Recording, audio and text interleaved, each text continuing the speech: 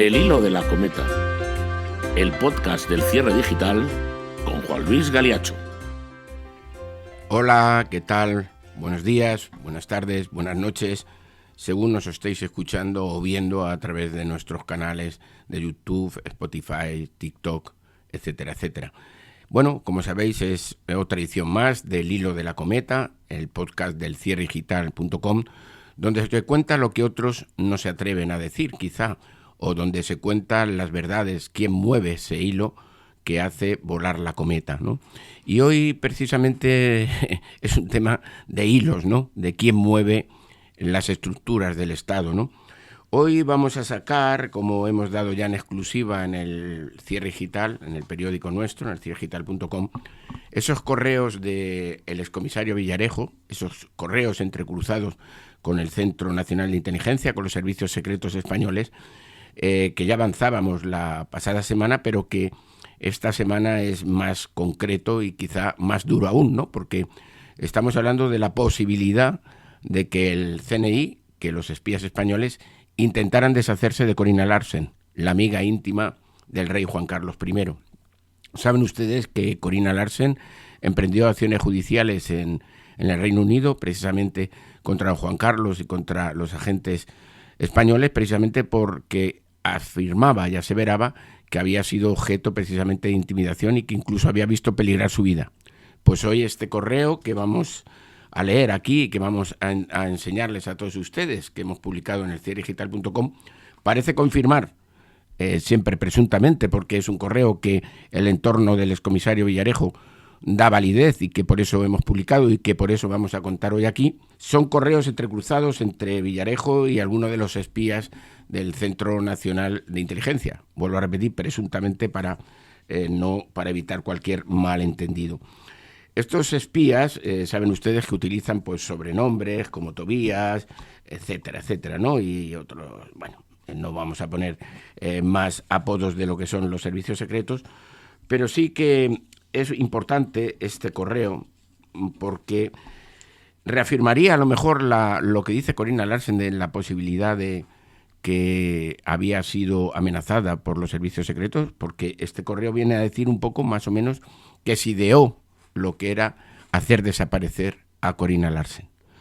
Es un correo fechado el 8 de abril de 2015, escasos días, una semana prácticamente antes de esa cita que tuvo el comisario Villarejo con Corina Larsen en Londres, que sirvió de intermediario, saben ustedes, el presidente de la compañía, el expresidente de la compañía telefónica, Juan Villalonga, el íntimo amigo de José María Aznar, compañero de pupitre en el Colegio del Pilar, y que saben ustedes que se marchó después a Londres, después de su salida telefónica. Bueno, pues allí conoció a su compañera actual, que es una fotógrafo, y era el fotógrafo que seguía a Corina Larsen, ¿no? Y a través de eso pues se ideó este encuentro, utilizando a Villalonga como intermediario, para que se acercara el comisario Villarejo a Corina Larsen.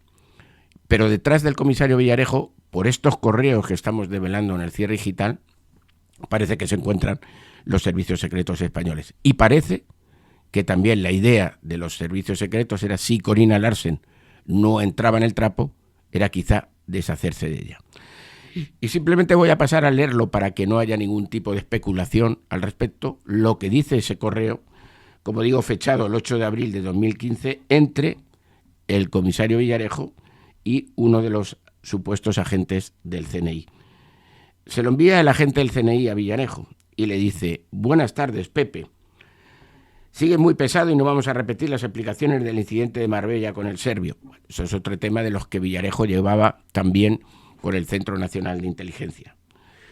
No les voy a pasar un poco así sobre ese tema, pero vamos a lo que dice ya en otros párrafos, que dice: por eso debemos centrarnos en esta tarea y necesitamos que nos conforme si la cita del 16, como saben ustedes que se produjo, con CL, ya saben ustedes que supuestamente Corina Larsen, está cerrada definitivamente, como así fue.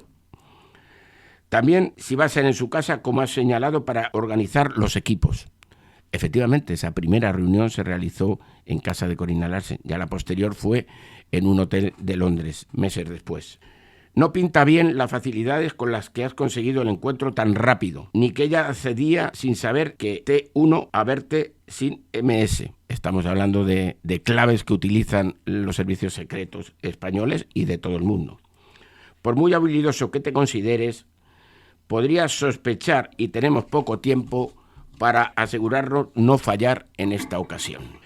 Por si acaso vamos a conseguir algo impactante que le enseñaremos para que te dé importancia y con ello credibilidad. Es decir, que le aportarían pruebas a Corina para que temiera la actuación de Villarejo y detrás de los servicios secretos españoles. Estamos trabajando por si en el último momento cambia de escenario y en lugar de Londres, como ya nos ha hecho otras veces, plantea otro destino que podría ser París, donde tu introductor JV, ya saben ustedes, supuestamente Juan Villalonga, sabemos que tiene casa, como piso franco para sus asuntos y donde pasa mucho tiempo. Ya hemos comprobado que lo usa los fines de semana. O sea, un control total, como ven ustedes también, de los agentes secretos sobre el que fue presidente de Telefónica. Debes centrarte en ganarte su confianza y averiguar dónde tiene CL lo que tanto preocupa a R1. R1, ya saben, un espía español. Pero deben ser originales, no fotocopias como lo que te enseñó OP14, que después de haber medio cerrado el tema de Ginebra, no pudiste conseguir la documentación buena. Menos mal que al menos has fijado la cantidad para que se cierre su tema con el JC2 y que nos da un respiro a todos. Es decir, que se había pactado una cantidad para pagar a Corina Larsen. Saben ustedes que ella ya tuvo esa suerte de que don Juan Carlos le remitiera a sus cuentas una cantidad ingente de dinero, de más de 6 millones de euros, y ahora pues saben que quería más por este tema, por su silencio, o al menos presuntamente quería más por su silencio. Tus amigos estamos apostando por ti y por eso nos desconcierta los escrúpulos a estas alturas que después de tantas acciones juntos mostraste. Cuando te planteamos en los inicios de la operación CL, las otras opciones en caso de que fracasaras, esas reservas son infundadas, ya que nunca se actuaría dentro de Europa y solo eran comentarios inicuos y ya se descartó usar los mismos contratistas que en Mónaco. Saben ustedes que en Mónaco Corina Larsen afirmó que se le había entrado a la vivienda, que se había entrado con pistolas, que había peligrado su vida, etcétera, etcétera, etcétera. Es decir, hablaba de supuestos sicarios, que además resultaron ser un fiasco. Efectivamente fueron un fiasco. Y que tantas pegas pusieron para actuar en esa parte del mundo. Se dejaron engañar como pardillos y entregaron a CL, supuestamente Corina Larsen, todo el material cuando ya lo tenían en sus manos. Seguimos. Y aquí viene lo definitivo. Aquí viene lo que nosotros hemos titulado como un presunto mensaje del CNI a Villarejo. Podría probar la intención del CNI de deshacerse de Corina Larsen. Escuchen este párrafo. En todo caso, cualquier actividad que supusiera la desaparición definitiva del objetivo no costaría que se consultó a nadie y menos a SM, se supone Su Majestad don Juan Carlos.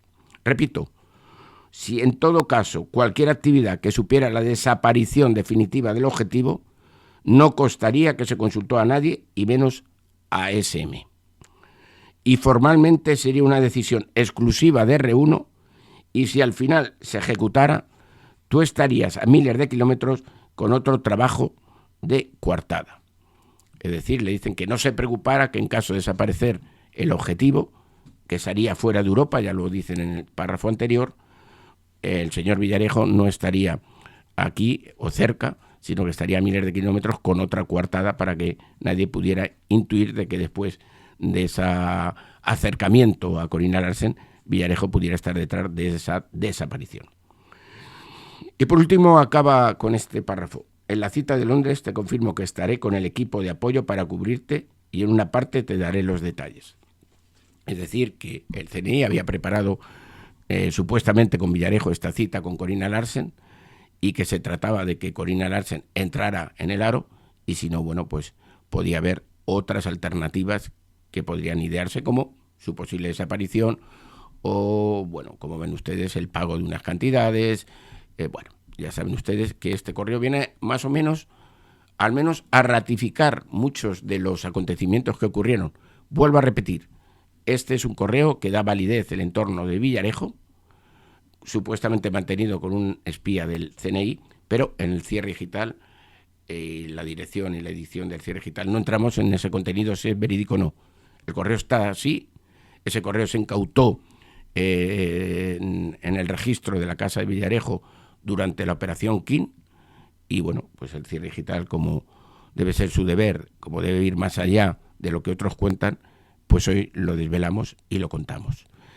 Y si les parece, voy a seguir con otro tema que también tiene relación directa quizá con esas desapariciones o quizá con ese entorno amoroso que ha tenido durante muchísimos años el rey Juan Carlos I, hoy emérito, que precisamente este martes ha vuelto a España para estar en la jura de constitución de su nieta Leonor.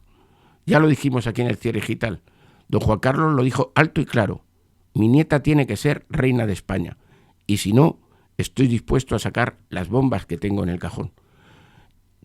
Esas bombas pueden afectar a todo el Estado español, porque si hay una persona que sabe desde la transición todo lo que son los entresijos, las cloacas, las verdades y las mentiras del Estado español y de sus políticos, es don Juan Carlos, desde el PNV, desde Convergencia y Unión, desde el Partido Socialista Obrero Español, desde AP reconvertida en PP, etcétera, etcétera. Y también las miserias de todo lo que puede ser la cúpula policial y de agentes secretos que le defendió con Manglano, creyéndose que el Estado era don Juan Carlos. Y quizá por eso vienen estos lodos en estos momentos, como hemos visto con ese correo que hemos dado hace escasos segundos. Bueno, pues un pequeño descansito y volvemos con el tema de Nadiuska, la reina del destape, hoy en un psiquiátrico.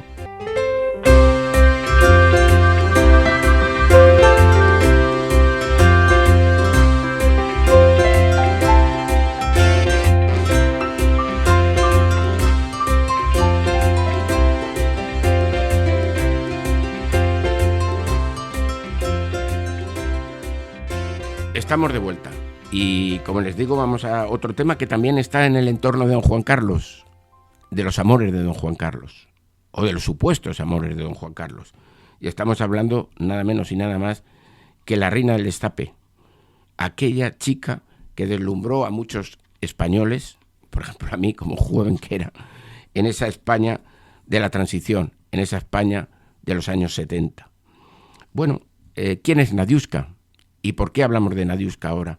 Nadiuska acaba de ser ahora otro personaje estrella de las series de televisión. A3 Player acaba de sacar la serie El Enigma de Nadiuska, donde el director de cierredigital.com, Juan Luis Galeacho, que soy yo, intervengo, o al menos me han grabado, no he visto todavía todos los capítulos, y donde cuento un poco, precisamente para eso me llamaron, qué relación tenía Nadiuska con don Juan Carlos. Vamos a ir situando primeramente al personaje para ir hablando de quién era Nadiuska, por qué fue la diosa de España del destape y posteriormente, como digo, hoy en día, después de pasar por varios centros psiquiátricos, se encuentra en un convento en Cienpozuelos, en la localidad de Madrid, cuidada por las hermanitas del Sagrado Corazón. Pero como les digo, vamos a hablar quién es Nadiuska.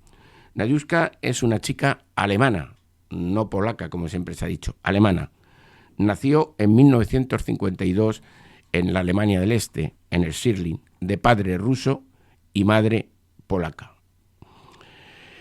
Bueno, con 19 años llegó a España, en 1971, y llegó a Cataluña, como esas turistas que venían siempre a buscar esa costa, como las suecas, bueno, como muchas, venían a buscar ese placer que daba la costa española, en concreto, pues la costa catalana, la costa Dorada. Allí se instala en Sitges. En Sitges hace un negocio de discoteca y empieza ya a ser conocida por su belleza, porque la belleza de Nadiuska, yo creo que no hay nadie que ponga ninguna peja a esa belleza que deslumbró a todos los españoles. Rápidamente empieza a trabajar en una película que se llama Timanfaya, en 1972, que dirige Juan Antonio de la Loma y que lleva ya quien va a ser la persona cumbre en su vida, que es Damián Raval, su representante, pero aparte su pareja. Damián Raval, hermano de Paco Raval, casado, mantiene con Nadiuska lo que es su verdadero amor durante muchos años, hasta que Nadiuska decide dejarlo. Y a partir de ahí, Nadiuska culpa siempre a Raval de haber sido el origen de su caída. Durante estos años con Damián Raval, lo primero que hace Damián Raval es casar a Nadiuska, porque tenía que quedarse en España, y entonces acuérdense ustedes que había matrimonios de pago. Y lo casa con un deficiente mental. A este deficiente mental se le paga 3.000 euros, se le da un anillo y se le lleva a una ceremonia con Nadiuska. Desde entonces ya no lo volvió a ver más Nadiuska. Este deficiente mental, desgraciadamente, se llamaba Fernando Montalbán. Solo vio a Nadiuska el día de la ceremonia. Le dieron 3.000 pesetas, el anillo se lo puso y después se le devolvió, desgraciadamente, usado a la miseria. En 1981, el Tribunal de Rota decidió anular esta boda de intereses. Pero durante todos estos años, Nadiuska pasó a ser ese gran mito del destape. Imagínense ustedes que en el año 76, en la revista Guadiana, una revista política, en blanco y negro, salieron los pechos de Nadiuska. Eso ya deslumbró a España en esa transición española. Y a partir de ahí se convirtió en el gran mito erótico de muchísimos españoles, con películas como Lo verde empieza en los Pirineos, Zorrita Martínez, etcétera, etcétera. Nadiuska empezó a hacer en solo 3 años 20 y tantas películas, algo inaudito. Y aparte se convirtió en la gran vedette española, añorada por todos, y entre ellos, evidentemente, por el rey don Juan Carlos, como lo fue también Bárbara Rey. Eran los grandes mitos de entonces.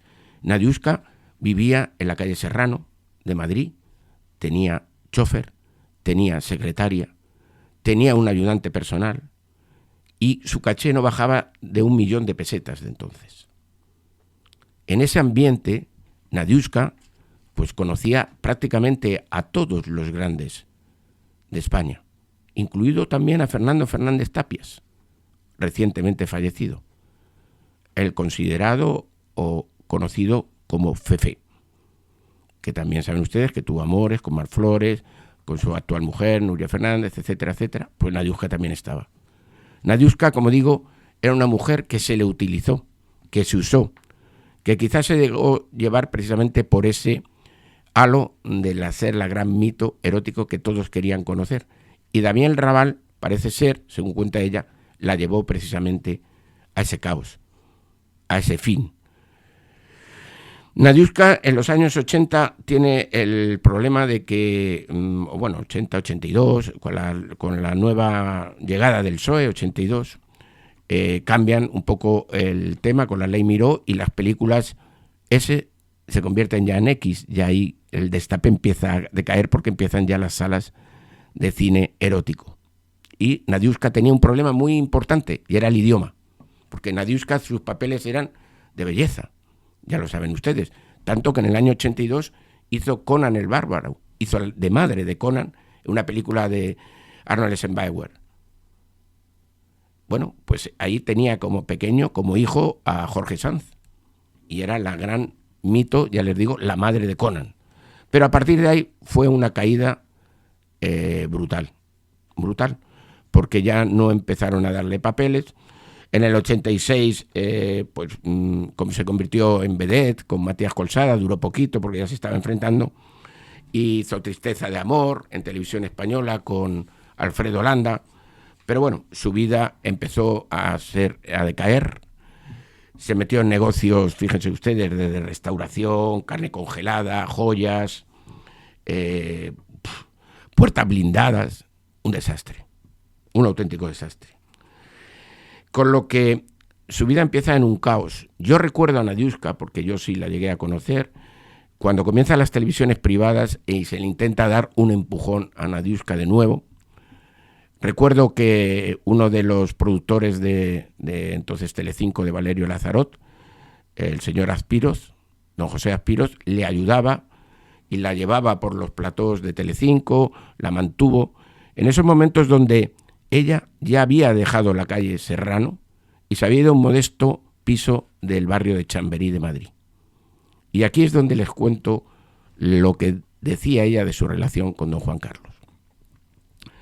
Ella, en aquellos tiempos, empezó a sufrir esquizofrenia. Se consideraba que estaba seguida por los servicios secretos españoles, igual que lo que contaba con anterioridad de Corina Larsen.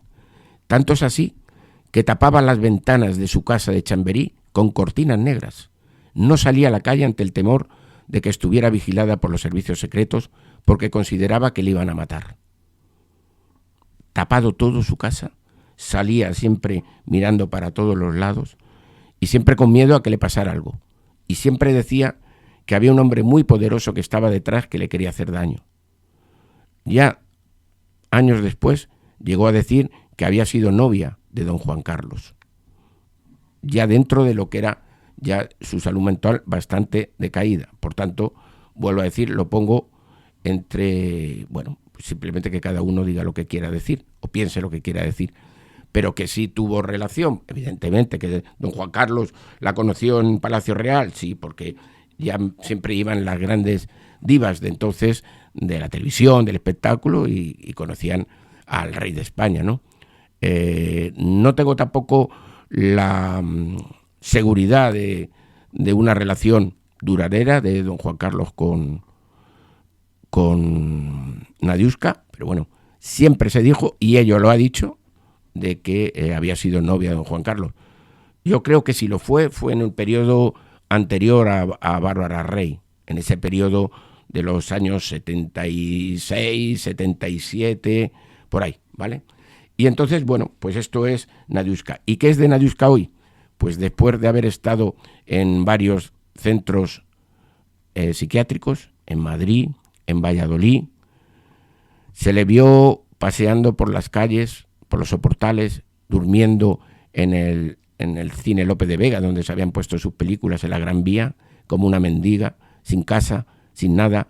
Se le desahució de su casa de Chamberí y después de mantenerla a base de dándole un dinerillo para algunas entrevistas, ella no quiso ser. Se metió en este convento de las Hermanitas, de las Hermanitas del Sagrado Corazón en Cienpozuelos, donde desde hace años reside. No quiere visitas, salvo de familiares. Los familiares no la ven porque viven entre Polonia y Alemania. Y solamente se dedica a la oración, a la fe católica, y con visitas médicas precisamente por su enfermedad. Ella se convirtió al catolicismo en el año 1982, después de que su padre sufriera 3 infartos, y creyó que la recuperación de su padre se debía a Dios. Se convirtió al catolicismo y hoy se dedica a la fe católica, con una esquizofrenia que fue detectada. Y esa es la vida terrible de la que fue la mito del cine español y de muchos españoles. Nadiuska, de nombre, si me permiten, lo voy a leer: Rosbicha Bartasa Smith Onzar. Nadiuska. Esa es su vida. Y aquí seguiremos contando otro jueves más en el Cierre Digital, en el podcast El Hilo de la Cometa, lo que otros no cuentan, aquí en el Cierre Digital. Un saludo y buena semana a todos.